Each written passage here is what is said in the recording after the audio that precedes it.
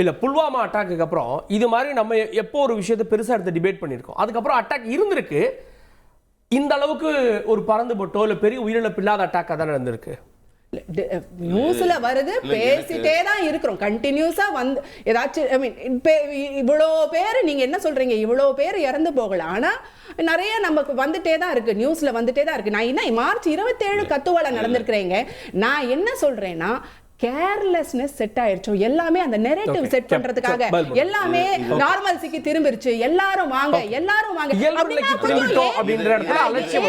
ஒரு மக்களை ஒரு ஏமாத்துற ஒரு விஷயம் தானே, ஒரு ஏமாத்துற ஒரு விஷயமா தானே இருக்கு. அது வந்து நம்ம ஒரு அவலச்சுவை, யாரையும் குறை சொல்லி இப்பதான் நான் சொன்னேன், எல்லாரும் ஒன்றாக நிற்க வேண்டிய தருணம். கேள்வி நான் கேக்குறேங்க, பதில் சொல்லுங்க. மும்பை அட்டாக் அப்ப என்ன பண்ணாங்க காங்கிரஸ்? மும்பை அட்டாக் அப்ப என்ன பண்ணாங்க? மும்பை இந்திரா காந்தி இறந்தப்ப என்ன பண்ணாங்க?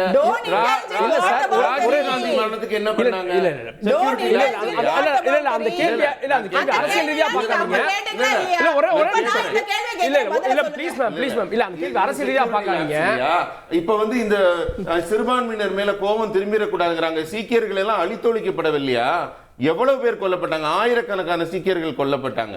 அதாவது காங்கிரஸ் வந்து இப்ப மறுபடி அவங்களுடைய இந்த அரசு எப்போ ஒரு அவசர கால நிலை இருக்கோ இங்கேயும் அரசியல் பண்ணி ஏதாவது 5 ஓட்டு வாங்க மாட்டாமான்னு நினைக்கிறாங்க. இந்த நேரத்துல செக்யூரிட்டி லேப்ஸ் இல்லைன்னு சொல்ல வர்றீங்களா? நான் அதை பத்தியே பேசல. இப்ப நம்ம பேச வேண்டியது என்னன்னா லேப்ஸ் இருக்கு, அது அவன் உள்ள வந்திருக்கானாலே ஏதோ ஒரு ஓட்டை எடுத்துட்டு உள்ள வந்திருக்கான் கண்டிப்பா. ஆனா இவங்க என்ன சொல்றாங்க, இவங்க ஆட்சி காலத்துல 17 முறை அதே ஜம்மு காஷ்மீர்ல அடிச்சிருக்காங்க. இவங்க 2 பிரதமரை தூக்கி இருக்காங்க. அதே மாதிரி மும்பை அட்டாக்கை விட கேவலமானது என்ன இருக்கு? ஒரே நேரத்தில் எத்தனை இடத்துல அடிச்சாங்க? அதாவது எதுக்கு சொல்ல வரேன்னா,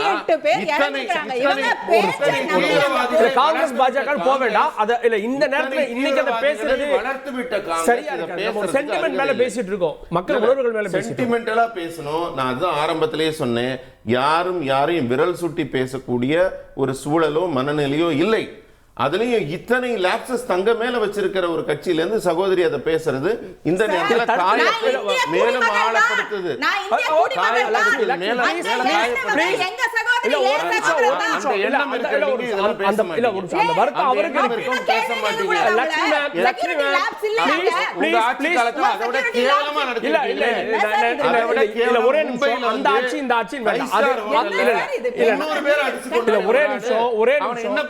ஒரே நிமிஷம்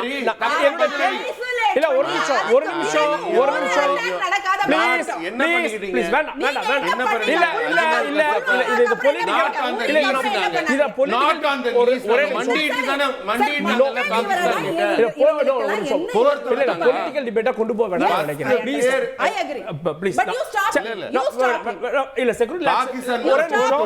தியாகராஜன் கூட சொல்ல வந்தாரு, செக்யூரிட்டி லேப்ஸ் இருக்கா அப்படின்ற கேள்வி வச்சா நம்ம அதை கொஞ்சம் டீட்டெயிலா பேசுவோம். ஒரே நிமிஷம். திரு பொன்ராஜ் அவர்கள் இணைந்திருக்கிறார், அரசியல் விமர்சகர், தொலைபேசி மூலம். திரு பொன்ராஜ், இந்த தாக்குதலுடைய நோக்கம் என்னவா பாக்குறீங்க? 370 இதெல்லாம் பண்ணப்பட்டிருந்தா அதுக்கப்புறம் 2020 இது போன்ற காலகட்டங்கள் நடந்திருந்தா ஓகே, ஆனா இந்த நேரத்தில் நடந்திருக்கிறது எதை காட்டுது?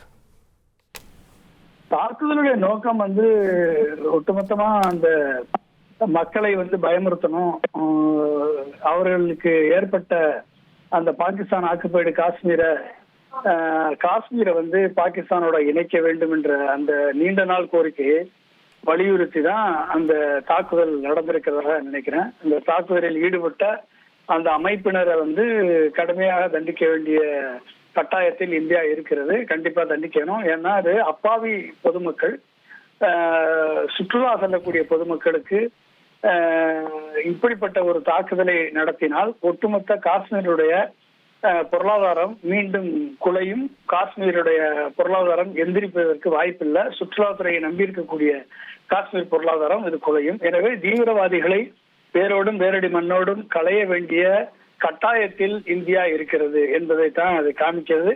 தொடர்ந்து அவர்கள் வந்து காஷ்மீரை பிடிக்க வேண்டும் என்ற முயற்சித்துக் கொண்டிருக்கிறார்கள்.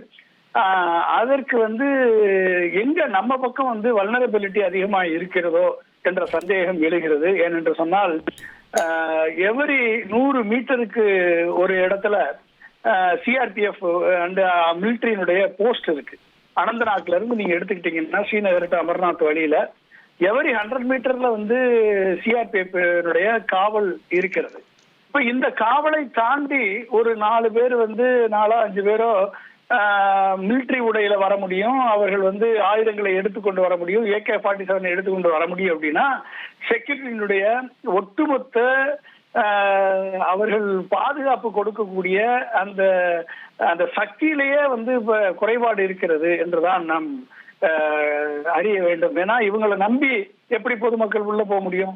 அப்ப எந்த இடத்துலயும் ஹேர்பின் பெட் இருக்கு, உங்கள்கிட்ட வந்து ட்ரோன்ஸ் இருக்கு, உங்கள்கிட்ட சர்வைலன்ஸ் இருக்கு, CCTV கேமரா இருக்கு, எல்லா இடத்துலயும் வந்து 100 மீட்டருக்கு ஒரு இடத்துல வந்து மிலிட்டரி போஸ்ட் இருக்கு. இதையும் தாண்டி வந்து இன்னைக்கு வந்து பொதுமக்கள் மீது தாக்குதல் நடத்திருக்கார்கள் சொன்னால், ஒண்ணு நம்ம மிலிட்டரியினுடைய செக்யூரிட்டி அப்பாரட்டஸ்ல ஏதோ ஒரு ஓட்டை இருக்கிறது, இல்லை என்று சொன்னால் இந்த செக்யூரிட்டி அப்பாரட்டஸே வீக்கா இருக்கிறது. அதுல இன்னும் ஒரு தெளிவு வர வேண்டி இருக்கு. அவங்க வந்து பாகிஸ்தான்ல இருந்து வந்தாங்களா, இல்ல அங்க இருந்து இங்க இயக்கப்பட்டாங்களா? லோக்கல்ஸ் ஒரு 2 பேர் இருக்காங்க இந்த அமைப்புகள்ல அப்படின்ற இதெல்லாம் இருக்கப்போ லோக்கல்ஸ் எப்படி நம்ம இது பண்ணிருக்க முடியும்? லோக்கல்ஸ்ல லோக்கல் இன்டெலிஜென்ஸ் என்ன பண்ணிட்டு இருக்கு? அங்க இன்டெலிஜென்ஸ் இல்லையா?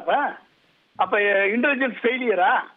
அப்ப என்ன இதான் பெரிய ஒரு ஒரு பதட்டமா இருக்கக்கூடிய அந்த மாநிலத்துல ஒரு லோக்கல் இன்டெலிஜென்ஸ் அந்த அளவுக்கு வீக்கா வச்சிருக்கீங்களா நீங்க?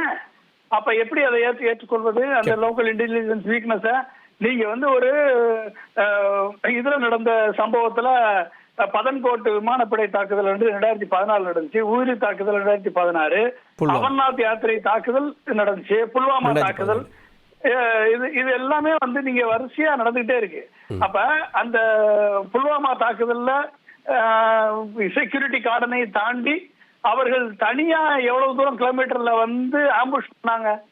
அப்ப அன்றைக்கும் அந்த செக்யூரிட்டி அப்பாரட்டஸ் அன்றைக்கு வந்து கவர்னரா இருந்த அந்த பிஜேபியினுடைய கவர்னர் அவரே சொன்னாரு, இந்த மாதிரி நாங்க டிரான்ஸ்போர்டேஷனுக்கு கேட்டோம், அவங்க ஒத்துக்கிற மாட்டேன்னு சொல்லிட்டாங்க, இது வேற ரூட் போடணும்னு சொன்னாங்க, அதையும் ஒத்துக்கொள்ளவில்லை.